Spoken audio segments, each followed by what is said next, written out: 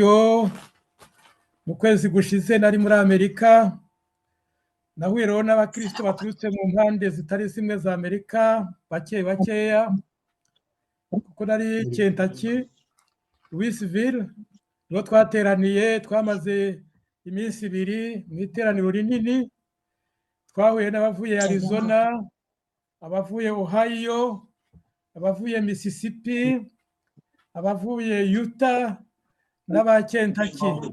Bose rero turangiza barambwiye ngo aho nzagera hose nzabatangira intashyo, muzakire mu izina rya Yesu. Amen. Turacyari mu rugendo. Nanone kandi uyu munsi turaganira ku ijambo twavuze, intego turayisanga mu rwandiko rwa 2 Pawulo yandikiye ab'Ikorinto, ibice 5, niho intego y'iryo jambo iri.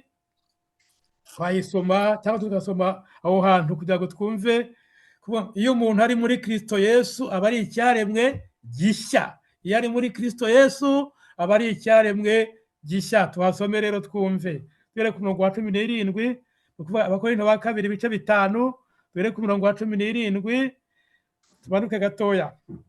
Umuntu wese iyo ari muri Kristo aba ari icyaremwe gishya. Ibya kera biba bishize rwose, dore byose biba bihindutse bishya. Ariko ibyo byose bituruka ku Mana yiyunze natwe ku bwa Kristo, ikaduha umurimo wo kuyunga n'abandi. Kuko muri Kristo ari mu Imana yiyungiye n'abari mu isi, ntiyaba icyo yabaramo ibicumuro byabo, kandi noneho yatubikira ijambo ry'umwuzuro. Nicyo gituma tuba intumwa mu cyimbo cya Kristo, ndetse bisa naho Imana ibingingira muri twe.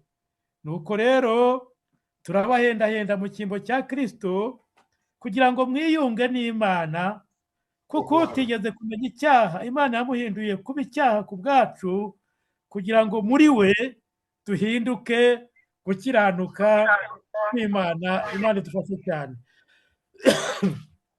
Intego ni iyi rero, kuba muri Kristo Yesu, kuba muri Kristo Yesu ugahinduka icyaremwe gishya.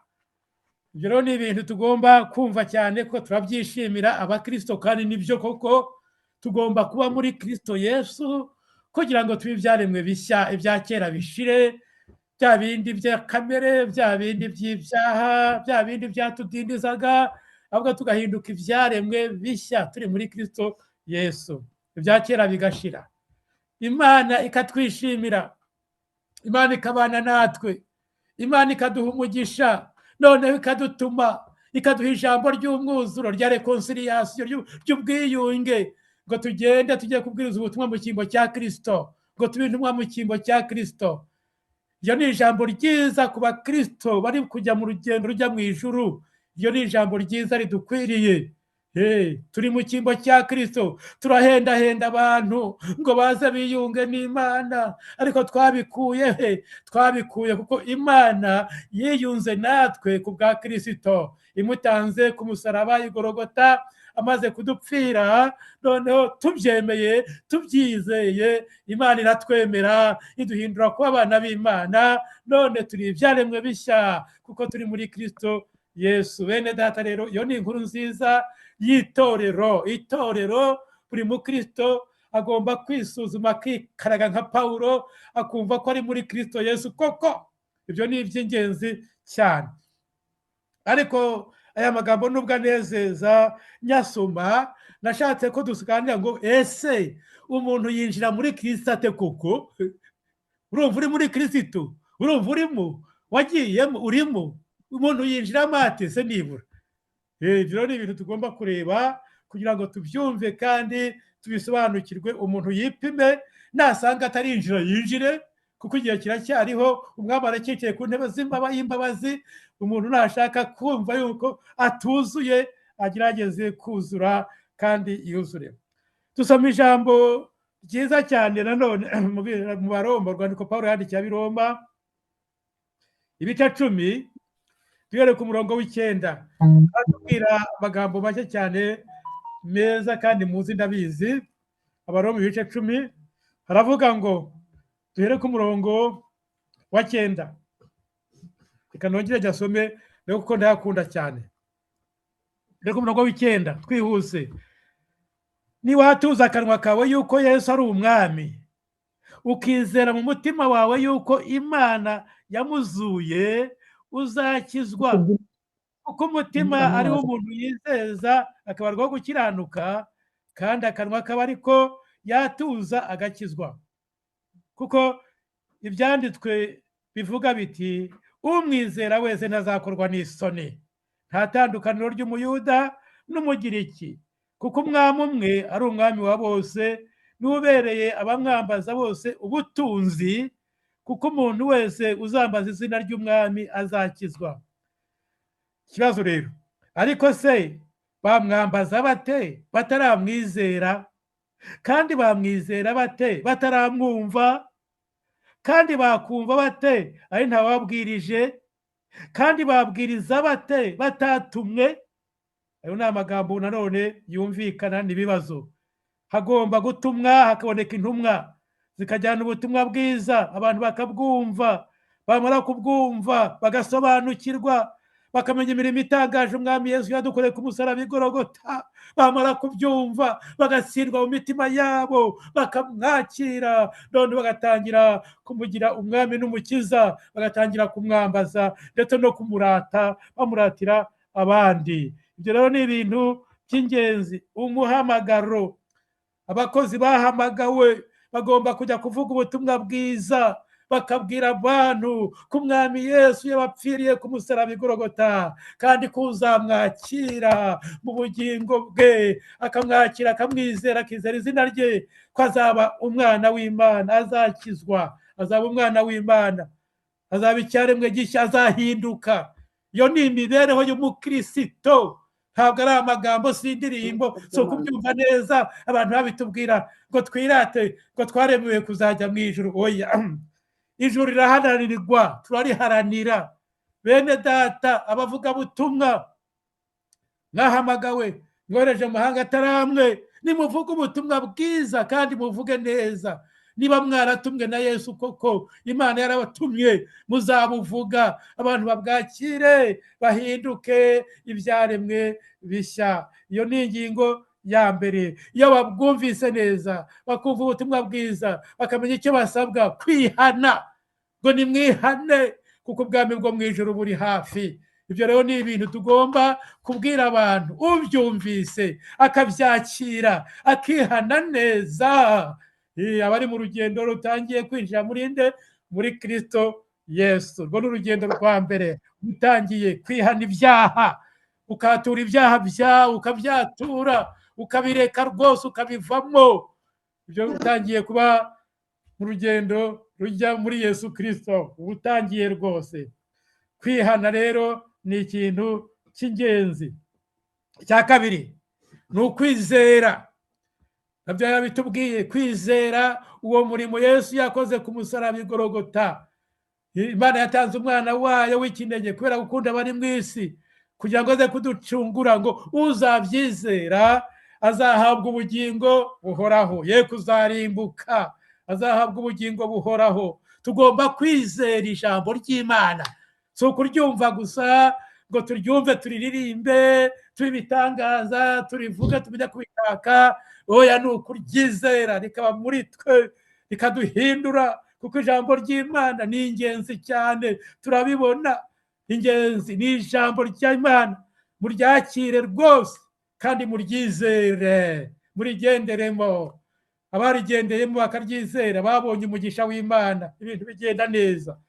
Hari abagabo rwose baje baryizeye, bitwa ba Daniyeli, bararyizeye, bajya kwa Nebukadinezari, umwami wari ukomeye ufite iterabwoba, ariko ntibagira ubwoba kuko bari bizeye ijambo. Babwiraga umwami bati, nubwo twapfa tuzataha iwacu, ariko kandi uwo mwami dufite twizeye ashobora no kudukiza. Mwami, imigambi wagize ntitugereho, wadushyira mu itanura ntidushye, wadushyira mu rwobo rw'intare zishonje ntiziturye, kuko Imana twizeye yatubwiye ijambo, nzabarinda, nzabana namwe, nzagendana namwe, nta kizabakoraho, muhumure. Aya magambo abavugabutumwa benshi muri iyi minsi bakunda kuyavuga, bakayabwira abantu bose bakayagira ayabo, ariko ntabwo ari aya bose, n'ay'abizeye umwami Yesu, n'ay'abamwakiriye, bamwemera, bamwizera neza, kandi bimvira ijambo rye barigenderamo, ntabwo ari iya twese.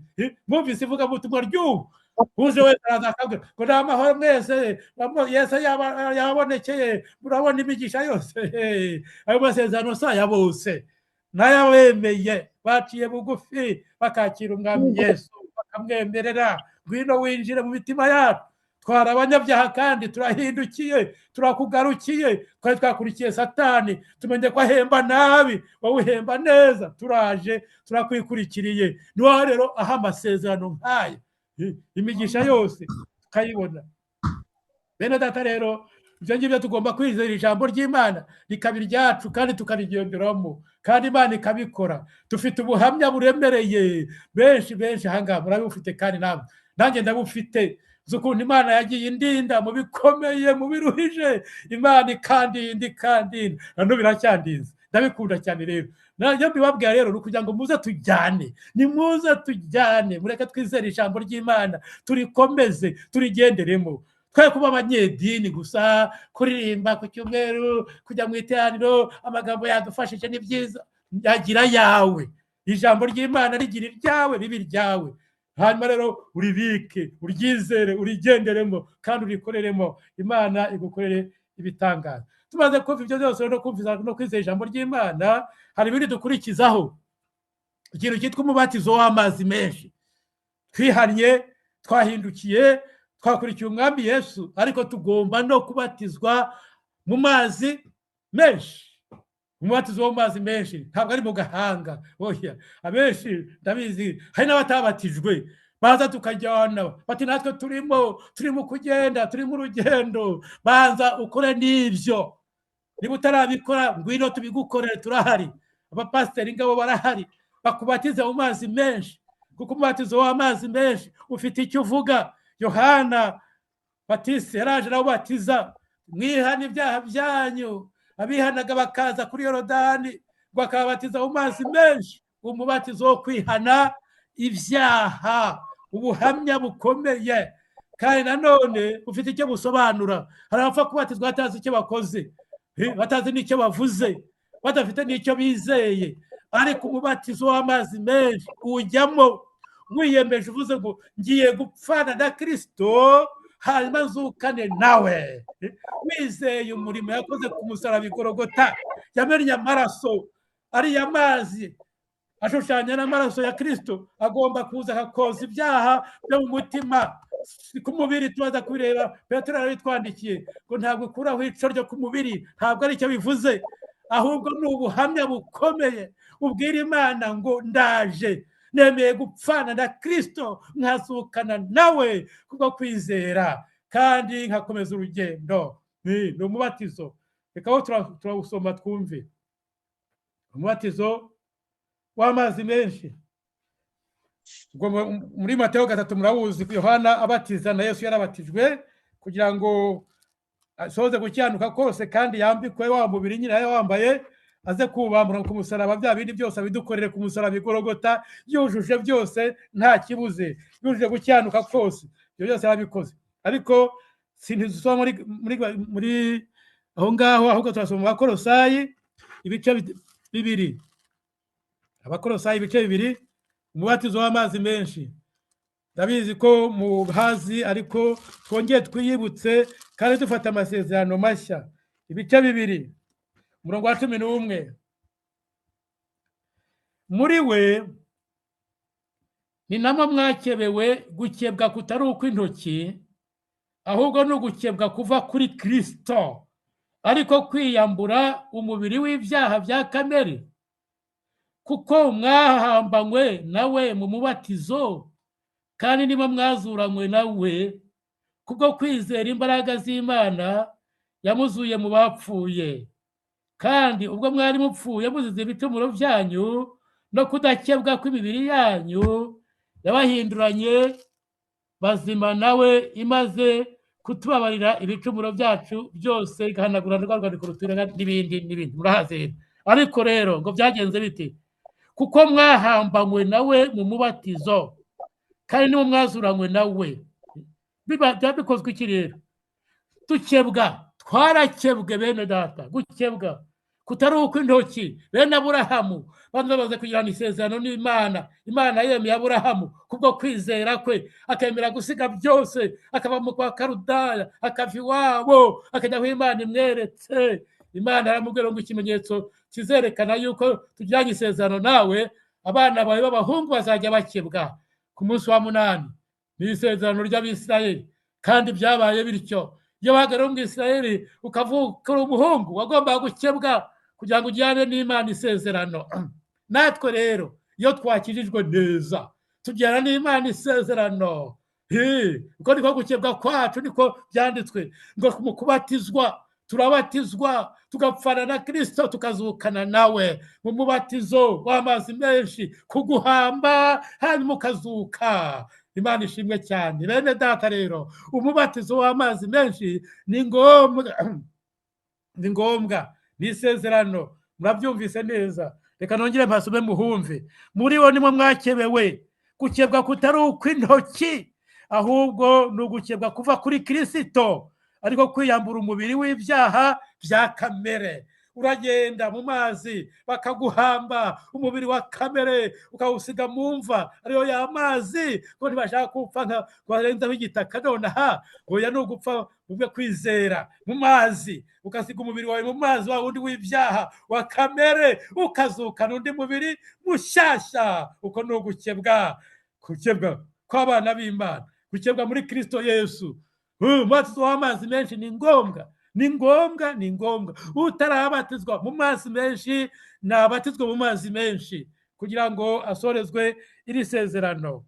Hanyuma kandi ngo kuko mwahambanywe nawe mu mubatizo kandi niwo mwazuranywe nawe kubwo kwizera imbaraga z'Imana yamuzuye mu bapfuye.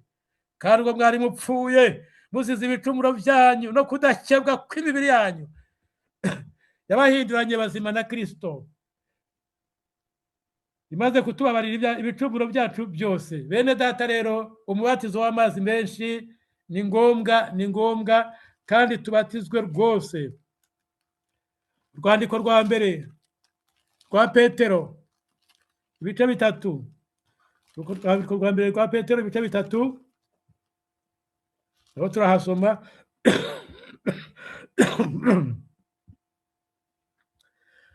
umurongo wa 18.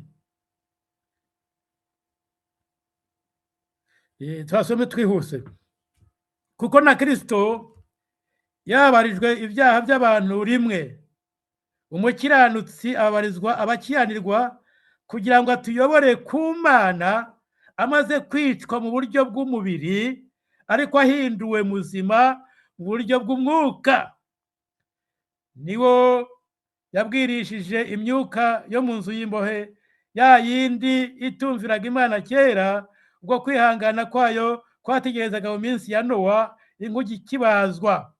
Muri yo bake barokotse, ndetse n'8 bakijwe n'amazi.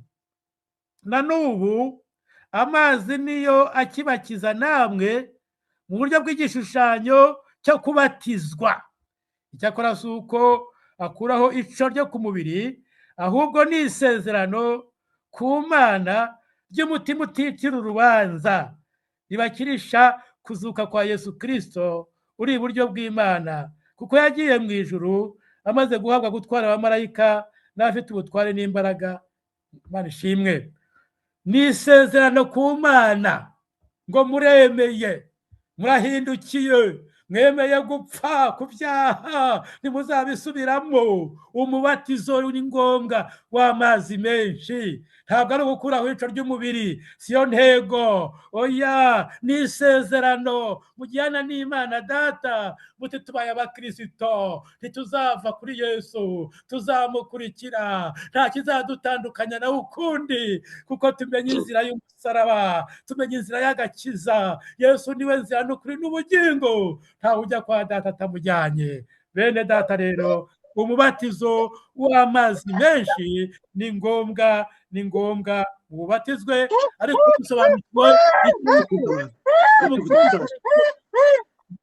tubisobanukirwe neza, kandi abapasitoro badufashe n'abigisha bose bigisha iby'umubatizo badusobanurire, twe kumva ko ari ukuza tugashyuha gusa ngo turashaka kuba mambure w'ise toro ry'akarere iri n'iri. Oya, ni ukumenya icyo ukoze. Ngiye gupfana na Kristo kubwo kwihana ibyaha byanjye, ngiye kwiyambura umubiri w'ibyaha musige muri ariya mazi, nzukana undi mubiri wo kwizera kugira ngo nkurikire Kristo, umukire mubiri wo gukiranuka, nkurikire Kristo nizeye ko ntazamuvaho ukundi. Bene data rero, tubatizwe mu mazi menshi, kandi umwami Yesu abidufashemo. Ikindi cya kane, umubatizo w'umwuka wera noneho ni ngombwa. Bene data, tumaze kubatizwa mu mazi menshi, tubaye iki? Ingingo z'itorero ry'akarere. Ingingo z'itorero ry'akarere ariko bivuze iki? Noneho ni ahantu tugiye gucongerwa. Narabibabwiye ubushize, niba twari kumwe, ababonetse abatabonetse mu byumve. Itorero ry'akarere ni uruganda ducongerwamo kugira ngo tuba amabuye mazima, amabuye yeshejwe, amabuye yatunganijwe. Twasomye icyo gihe mu Bami ba Mbere ibice 6:7 havuga ngo kubaka i Yerusalemu, rw'Yerusalemu ruriya Salomo yubatse. Amabuye ntabwo yacongewe mu kibanza, reka da. Mu kibanza cy'urusengero ntabwo hagombaga kumvikana inyundo, urukerezo, ikintu cy'ikima, reka da. Ibintu byose, ibikoresho byose byacongerwa epfo, bayitaga ngo ni mu nganzo. Kujya kubicongera epfo, bakazamura amabuye cyangwa ibyo ari byo byose, ibitafari, ibibuye binini. Mwarabibonye bagiye Yerusalemu, ni ibibuye binini. Wibaza n'ukuntu babitarukaga kera batarazanira iterambere ngo babone ibikoresho. Ibibuye binini bakabicongera pfiriya, bakabizamurayo, bakaza bagacomeka gusa, comeka, urusengero rukuzura, Imana ikarutaha, ubwiza bw'Imana bukaza mu rusengero. Ariko inyundo n'urukerezo n'ibiki byose bitumvikanye aho ku kibanza, byarangiye, byatunganirijwe pfo. Itorero ry'akarere nuko rimeze, naho abantu bagomba gucongerwa, gutunganirizwa. Abapasitoro, abavugabutumwa, intumwa, abungeri, abigisha ndetse n'abahanuzi bakoreye hamwe, gurupe Imana yahaye itorero ngo baconge abakristo. Urabisoma mu Befeso ibice 4 bere ku murongo wa 11 ugeze kwa 16.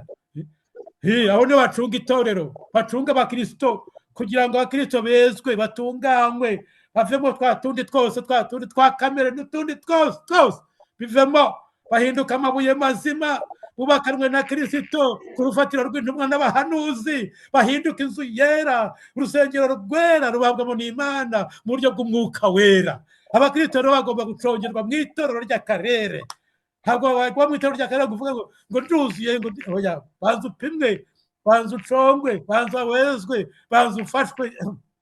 Hanyuma Imana nikwemera, uzitwa ibuye rizima rigiye kubakanwa na Kristo kugira ngo mube urusengero rwera rubabwamo n'Imana. Kandi nawe ku giti cyawe uzaba urusengero, Imana izaza gutura muri wowe mu buryo bw'umwuka wera. Kubatizwa mu mwuka wera rero ni ngombwa. Ibyo kandi Petero yarabivuze hariya mu bice 2. Nanone Petero wa mbere ibice 2 haravuga ngo, mbere ku murongo wa mbere, ngo nuko mwiyambura igomwa ryose n'uburiganya bwose n'uburyarya n'ishyari no gusebanya kose, mumere nk'impinja zivutse vuba, mwifuza amata y'umwuka adafunguye, kugira ngo abakuze abageze ku gakiza. Niba mwarasogongeye mukamenya yuko umwami wacu agira neza, nimumwegere. Niwe buye rizima ryanzwe n'abantu, ariko ku Mana ryatoranijwe, ibiryo igiciro cyinshi. Namwe mwubakwe nk'amabuye mazima kugira ngo mube inzu y'umwuka, n'ubwoko bw'abatambyi bwera bwo gutamba ibitambo by'umwuka bishimwa n'Imana ku bwa Yesu Kristo. Amena.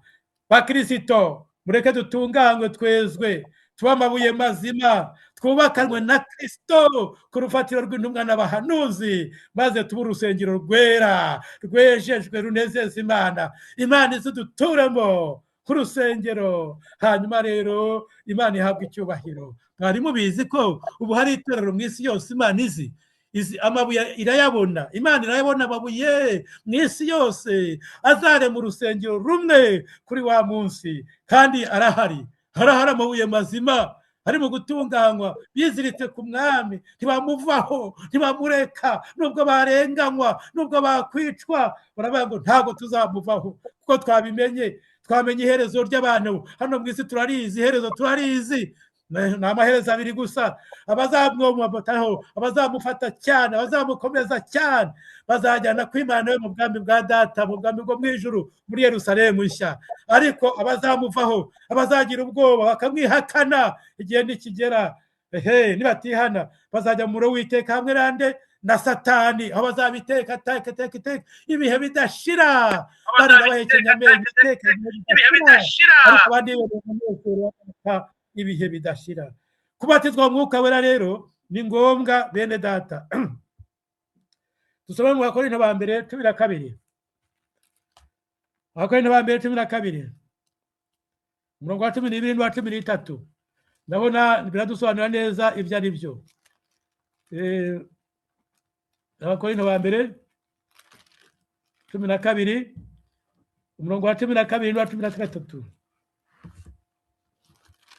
Dusome twumve. Nk'uko umubiri ari umwe ukagira ingingo nyinshi, kandi nk'uko ingingo z'umubiri zose nubwo ari nyinshi ari umubiri umwe, niko na Kristo ari. Kuko mu mwuka umwe twese arimo twabatijwe kuba umubiri wa Kristo, naho twaba Abayuda cyangwa Abagiriki, naho twaba imbata cyangwa ab'umudendezo, kandi twese twujujwe umwuka umwe. Umwuka umwe aduhindura ingingo ku mubiri wande wa Kristo. Iyo twabatijwe mu Mwuka we, iyo twahawe ku Mwuka we, iyo twahawe iriya mpano, iriya ngwate y'ubwami, duhinduka ingingo ku mubiri wande wa Kristo. Waba Umuyuda, waba Umugiriki, waba iki, waba imbata y'umudendezo, ariko iyo wahawe kuri uriya mwuka, wuzuye umwuka we, wabatijwe mu Mwuka Wera, uhinduka urugingo rw'umubiri wande wa Kristo. Tukamatanwa rero, tugafatanya.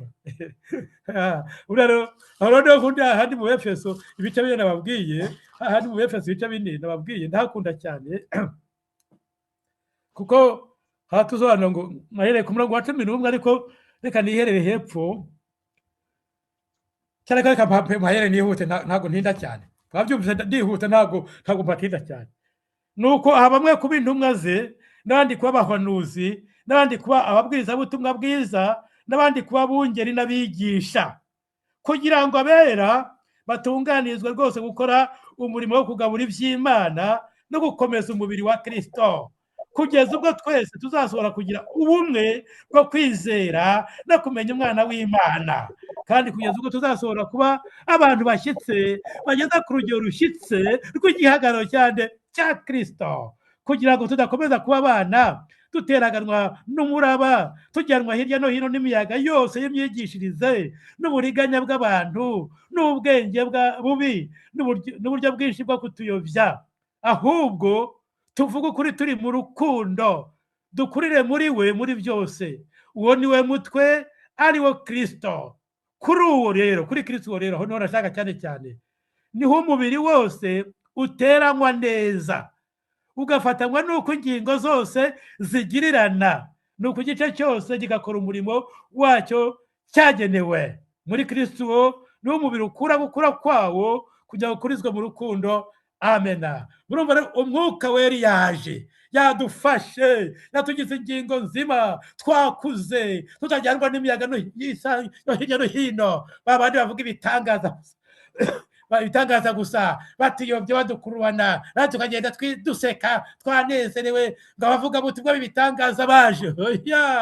Oya, Mwuka Wera iyo yaje araduhindura, akaduhindura ingingo ku mubiri wa Kristo. Abavuga butumwa, abahanuzi, abigisha n'abandi baduteguye neza, baduteguye muri rwa ruganda, bakadutegura tukihana neza, tukezwa, tukamenya tukamenya ibyo tugenderamo, ntituyobwe n'ibibonetse byose, tugahagarara neza, tukagera ku gihagararo gishyitsa cya Kristo, turaza tugahinduka ingingo ku mubiri wa Kristo, tugacomekwa rero. Ngo twamara gucomekwa rero umubiri ugakuzwa, umubiri ugakuzwa. Mwabyumvise uko ukuzwa? Mwabyumvise.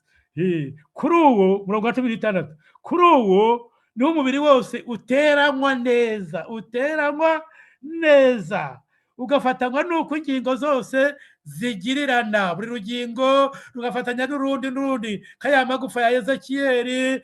Muri Ezekiyeli 37 ya magufa yari yarumaganye, hari icyakoretse kugira ngo yegerane. Byashushanyaga umubatizo w'amazi menshi, amaraso ya Yesu akatweza, ibintu bikaba bizima, amagufa akegerana, imitsi ikajyaho, inyama n'uruhu bikajyaho, noneho abantu bakagaragara ko noneho bari abantu, ariko bagasigara ari intumbi. Bakongera guhanura, umwuka akaza, noneho ya mirambo ikaba mizima, igahaguruka. Bene data rero, ingingo ziragirirana, ingingo zikaza zikifatanya kuri Kristo, za ngingo zikaza ngo zikagirirana kuko bikwiye, buri rugingo rugakora umurimo warwo rwagenewe, noneho umubiri ukaba muzima. Yesu Kristo akaba muzima wese, akaba yuzuye neza. Yesu Kristo ni umutwe, natwe itorero tukaba ingingo ze, noneho tukaba twuzuye nyine, Imana ikanezerwa ikishima. Ririya jambo ntimukaryibagirwe rero, rivuga ngo kuri uwo niho umubiri wose uteranywa neza, ugafatanywa n'uko ingingo zose zigirirana, n'uko igice cyose kigakora umurimo wacyo cyagenewe. Ntabwo rero muri Kristo Yesu abahawe umwuka wera y'amashyari, za nsangano, kwabyigana ngo nanjye ndi pasitoro, nanjye ndi umukuru. Hano mu buriya bintu byaracitse, byaracitse. Buri wese abashaka kugira akadini ngo yitwe pasitori, afata 5 ngo itorero, 10 itorero, ubudini bwa butike, bwa butike. Abarongo bari mu kujya mu ijuru, ngo barajyana abantu mu ijuru. Abandi bati disi we, ubwo uri mwene wacu, ngo ube pasitoro, natwe twikorera itorero ryacu tujyane. Ibyo nibyo byateye. Ariko umva kuri Kristo Yesu, kubwo umwuka we twahawe, umwuka rero twahawe, ingingo zose zirafatanya, zigakurana neza, zikafatanya, zigakorerana, urugingo rugakora umurimo warwo rwagize rute, rwahamagariwe. Umudiyakoni akaba umudiyakoni uko Imana yamuhamagaye, mwarimu n'abandi n'abakristo, ingingo zose zigafatanya nk'uko Imana ibishaka. Bene data, umwuka wera adahari byose birapfa, byose birazamba, ariko iyo umwuka wera ahari byose biba byiza cyane, kandi Imana ikigaragaza mu bugingo bwacu. None rero twize byinshi buriya bikomeye. Icyanyuma ni ikihe rero? Icyanyuma rero ni umwami Yesu yatwigishije kugira ngo nanone twumve gukura neza uko bigenda. Yaravuze ati nigiye mu kuzabibu w'ukuri, namwe muri iki? Muri amashami, muri amashami y'umuzabibu w'ukuri. None rero igihimba cy'igiti gikora iki? Gishaka ibyo kurya, gishaka ibyo kunywa, kikagaburira amashami. Amashami agakora iki? Asabwa ikiyo? Ni ukwera imbuto gusa, imbuto nziza, imbuto zikwiriye umuzabibu w'ukuri, si imbuto zibonetse izo arizo zose, oya, ni imbuto z'umuzabibu w'ukuri. Haleluya! Bakristo twagiriwe amahirwe cyane. Yesu ze Kristo atugaburiza iki? Atugabuririza iki? Mwumve, reka nongeze muri Yohana, ndangize ndumva natwaye igihe kirekire. Yohana 6. Kristo atugabura ate? Yohana 6, naho tuhasome gatoya, imirongo mike, ntabwo ndavuga yose kuko biraryoha, ngewe mbigezemo numva nakwikomereza, ariko ndavuga bikeya. Duhere ku murongo wa 53.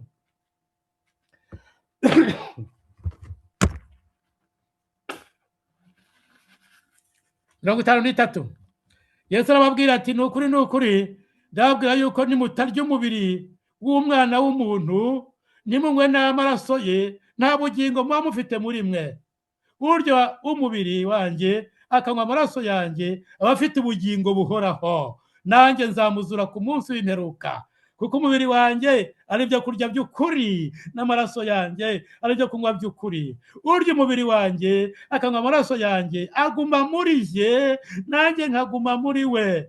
nk'uko data uhoraho yantumye nanjye nkaba ndiho ku bwa data, niko urya nawe azabaho ku bwanjye. Uyu ni wo mutsima wavuye mu ijuru, si nk'uwo ba sekuruza banyu bariye bagapfa, ahubwo urya uwo mutsima azabaho iteka ryose. Dukomeze gatoya. Ibyo yabivugiye mu isinagogi yigishiriza i Kaperinawumu. Nuko benshi mu bigishwa be babyumvise baravuga bati, iryo jambo rirakomeye, ushobora kuryihanganira ninde? Urumva tangira kwitotomba, ndetse ko benshi basubira inyuma arigendera, abandi 70 bati reka da kurya umuntu ukanywa amaraso ye. Ariko Yesu akomeza kuganiriza ba bandi, amenya mu mutima we ko abigishwa babyitotombeye, arabaza ati, mbese ubwo bibabereye igisitaza? None mwabona umwana w'umuntu azamuka ajya aho yahoze mbere, byamera bite? Umwuka niwe utanga ubugingo, umubiri ntacyo umaze, kandi amagambo mbabwiye niyo mwuka kandi niyo bugingo.